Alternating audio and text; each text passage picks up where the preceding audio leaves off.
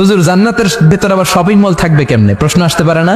সহিহ মুসলিমের বর্ণনা, ইন্না ফিল জান্নাতি লাসুকান, জান্নাতের ভেতরে বিশাল এক শপিং মল থাকবে। এটা বোধহয় আমাদের বসুন্ধরা শপিং কমপ্লেক্সের মতো হবে, যমুনা ফিউচার পার্ক। দুবাইতে যে একটা আছে বিশাল শপিং মল, মালয়েশিয়ার মিড ভ্যালি, এগুলোর মতো হবে মনে হয়।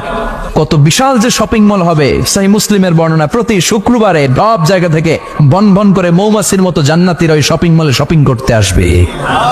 ইচ্ছে মতো দেদারসে পোশাক কিনবে, ইচ্ছে মতো শপিং করবে, টাকা দেয়া লাগবে না, ক্রেডিট কার্ড লাগবে না। সুবহানাল্লাহ পড়েন। ইচ্ছে মতো শপিং করবেন। দুনিয়াতে একটু কষ্ট করে হালাল উপার্জন করে খেয়ে যান। আল কানাআতু মিনাল ইসলাম, অল্পে খেয়ে তুষ্ট থাকা আর আল্লাহ শুকরিয়া করা, এটার নামই ইসলাম।